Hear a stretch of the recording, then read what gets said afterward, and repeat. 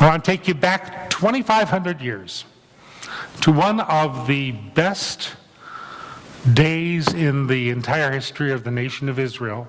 It's the day that the temple, that first beautiful temple, that magnificent house of God was completed. It was King Solomon's completion. It was David's conception. But God appointed that Solomon would finish the work. And so he spoke to the crowds on this inauguration day for the house of worship. And in God's Spirit, he said prophetic words that God would have the people know. Listen for them. It's not very long. It reads like this.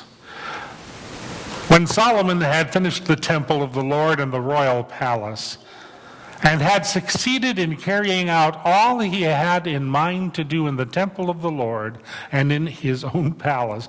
You see, politicians work their little perks into these, even to religious things. Well, then the Lord appeared to him at night and said, I have heard your prayer, and I have chosen this place for myself as a temple for sacrifices. When I shut up the heavens so that there is no rain, or command locusts to devour the land, or send a plague among my people, if my people who are called by my name will humble themselves and pray and seek my face and turn from their wicked ways, then I will hear from heaven and I will forgive their sin and heal their land. Now my eyes will be open and my ears attentive to the prayers offered in this place. From the New Testament, from the book of Galatians. It's called Galatians because the Apostle Paul wrote it to a church in Galatia. So it's called To the Galatians. This church had more trouble than you can imagine. Paul had to write them 6 whole chapters. You wouldn't want a letter from Paul even if it was a 1-chapter letter. It would worry you, like Philemon. Oh, when Paul wrote you a letter, you knew you were in trouble. And this is our New Testament reading for Independence Day weekend 2016. You, my brothers and sisters, were called to be free. But do not use your freedom to indulge the flesh. Rather, serve one another humbly in love. For the entire law is fulfilled in keeping this one commandment. Love your neighbor as yourself. And if you bite and devour each other, watch out, or you will be destroyed by each other. So I say, walk by the Spirit, and you will not gratify the desires of the flesh. For the flesh desires what is contrary to the Spirit, and the Spirit what is contrary to the flesh. They are in conflict with each other, so you are not to do whatever you want.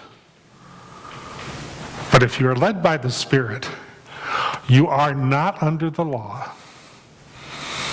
The acts of the flesh are obvious: sexual immorality, impurity, and debauchery, idolatry and witchcraft, hatred, discord, jealousy, fits of rage, selfish ambition, dissensions, factions, and envy, drunkenness, orgies, and the like.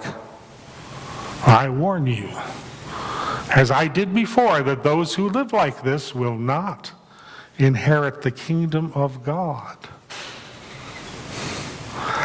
But the fruit of the Spirit is love, joy, peace, forbearance, kindness, goodness, faithfulness, gentleness, and self-control. Against such things there is no law. Those who belong to Christ Jesus have crucified the flesh with its passions and desires. Now, since we live by the Spirit, let us keep in step with the Spirit. Let us not become conceited, provoking and envying each other. I didn't write that. Those are the words of the New Testament, the words of the Apostle Paul, to whom Jesus appeared and who speaks with his authority. And so, I move on to my sermon. Dear friends, I don't remember exactly when I first heard somebody call America a Christian nation. But I do know that I believed that it was all through my childhood. After all, in school we learned about the Pilgrims. And they were Congregationalists from England. And Congregationalists are Christians. And then there was William Penn, the founder of Pennsylvania, who was a Quaker, and he stood up before king and country and confessed his beliefs fearlessly. And he was a Christian. Quakers are Christians, you know. And there was the founder of Rhode Island, the Puritan pastor Roger Williams. And how about George Washington, on his knees in prayer at Valley Forge, like some kind of colonial Jesus at prayer in Gethsemane? Do you have the picture in your mind? Well, Washington was Episcopalian. And Episcopalians are Christians, I think. Aren't they? Am I right? Yeah, sure they are. In divinity school, I remember a certain bit of pride that I felt when I discovered that the only clergyman who signed the Declaration of Independence was a Presbyterian pastor, John Witherspoon. I always felt a little pride at that. Not too long ago, the history of America was taught as if it were the history of Christianity in the New World. So is it any wonder that kids like me took it as gospel that America, though without a state-funded church like other countries in Europe, America was nevertheless a basically Christian country. And when I became aware of the Jewish community, I easily shifted to thinking about America as a Judeo-Christian country. That wasn't a stretch. Do they still teach about America like that in the schools? Somehow I doubt it. It seems like our national heroes have all been taken down a peg or two. Even the good Dr. Edward Bauman, famous for his Bauman Bible broadcasts and his book, The Faith of Our Fathers, which tries to rehabilitate the founders from those terrible revisionist historians that are making so much trouble. Even Dr. Bauman had to admit that George Washington was really never much of a churchgoer himself. Jefferson was more faithful to his church, but he was hardly orthodox in what he believed. He once attempted to improve the New Testament by throwing out all the things that he felt no educated, enlightened person could believe. And so he wound up trashing all of Jesus' miracles, all of Jesus' healings, much of what Jesus said about the end time and the afterlife, and leaving his readers with little more than a digest of Jesus' teachings, a description of the crucifixion and no resurrection. Made Jesus look like one of history's greatest losers, a man of all talk and no action. And William Penn owned slaves. Of course, lots of people owned slaves back then. It was a different time. Washington and Jefferson owned slaves, but a Quaker, a spokesman for religious liberty and tolerance, a slave owner? Wish I could say it isn't so. You make the claim that America was founded as a Christian nation, and these days you're going to get a lot of static. Some folks say the founding fathers were more appropriately deists who believed in a philosophical sort of God who set things going, but since then has left us pretty much on our own. Hardly the God whom Jesus taught, who attends the funeral of sparrows. Then again, these men were radical thinkers on the subject of government. Why should we be surprised to find that they were also radical thinkers when it came to religion, too? But if you can't say America was a Christian nation unchallenged, can you say that it is a Christian nation? Well, a few years ago, President Obama was quoted as saying this: "Though we have a very large Christian population, we do not consider ourselves a Christian nation, or a Jewish nation, or a Muslim nation." Oh yeah, really? Who says? "We consider ourselves a nation of citizens who are bound by ideals and sets of values." But nobody heard beyond that first phrase or two, and he's still catching heat for what he said back then. I mean, where did we get those ideas or values, for goodness sakes? From the Talmud? From the Mishnah, with apologies to our neighbors, no offense meant. Certainly not from Sharia law. Where did we get our ideals and where did we get our values? From the religion of Jesus Christ. That's where we got them. On the other hand, John McClane walked into a firestorm for asserting that America is a Christian nation indeed, though he softened it up to Judeo-Christian like I did. So are we or aren't we? Again, there's evidence on both sides. Recently, the prestigious Pew Forum on Religion and Public Life reported that more than 90% of Americans say they believe in God. And more than half of Americans say they pray every day. That's what they say. That's encouraging. But then again, just believing in God does not make you a Christian. And there's a lot of confusion just beneath these statistics. Now follow me, this is funny. But if you let it pass by, you're not going to laugh. I want to see how awake we are this morning. According to that same Pew poll, even 21% of all atheists say they believe in God too. And 8% of them say that they're absolutely certain that he exists. Gosh, America has the most religious atheists of any country I've ever heard of. There you go, you got it, huh? Here's another one. Furthermore, almost 80% say that there are absolute standards of right and wrong. Absolute standards. And only 29%, though, say they get those standards from the teachings of their religion. The majority say they get their guidance from practical experience and common sense, unquote.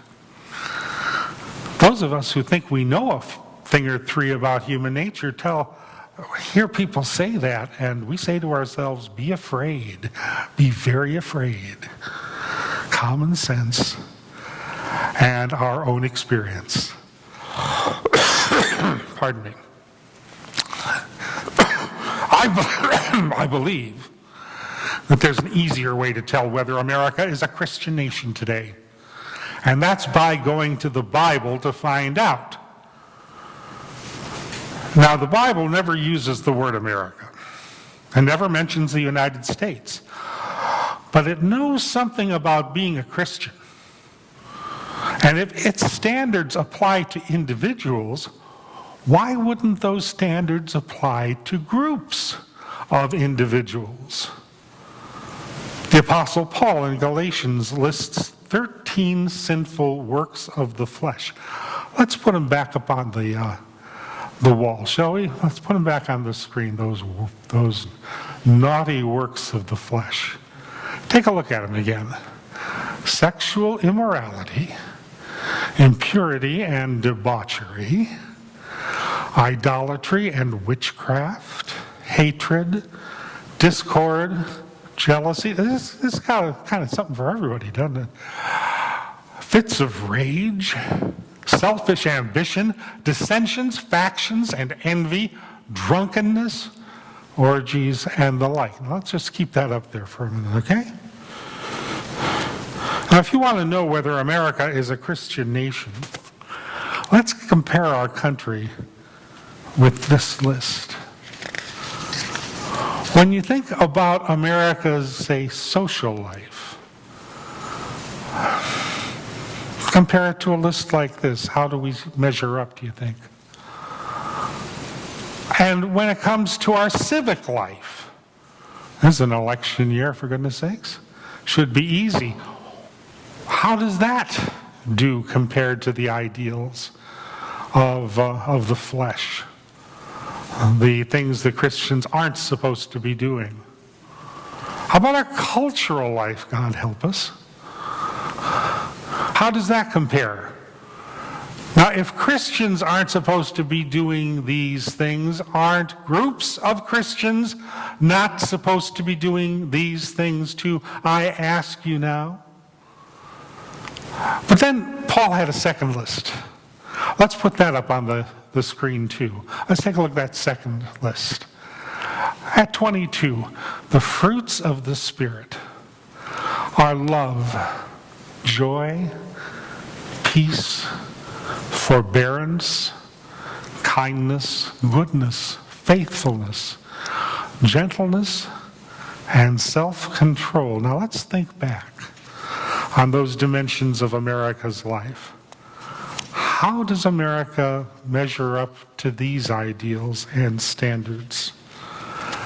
Does it do pretty good? Or does it leave a lot to be desired? Think about our political life.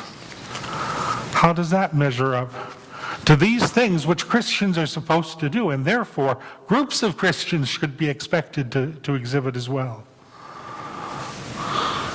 And which list better describes our cultural life? Is this what we find entertaining? Are these the kind of books that we put on the bestseller list? Are these the kind of TV programs that always make the top 10? Can anybody make the case today that America is today a Christian country, that it lives by and exhibits these qualities and characteristics? Can you really just simply say that we are? Which list describes us better? Well, before it depresses us anymore, let's turn off the slide. Whether America was or is a Christian nation is something that we can talk about and weblog, debate until the power gets turned off.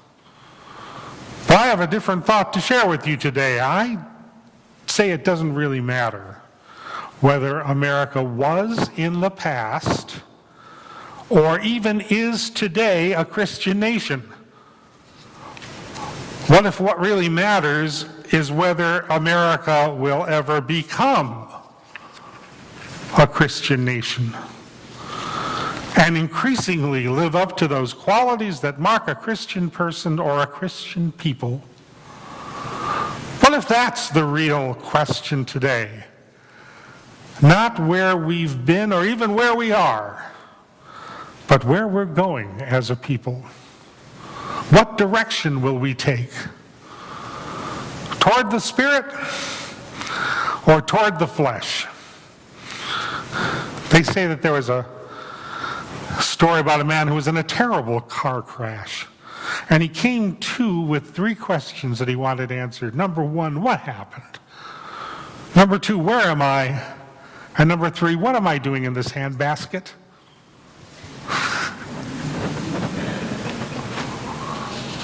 Well, inquiring minds want to know. And the founding fathers can't answer where we're going. They've done their work. They've retired into the past. And our politicians today can't answer this question of where we're going. They're shackled to the present. And apparently, all the things that they have declared to be legal, that at one time were generally accepted to be naughty, are things that the American people wanted. And so they passed the laws. Or they made the declarations and they went unchallenged.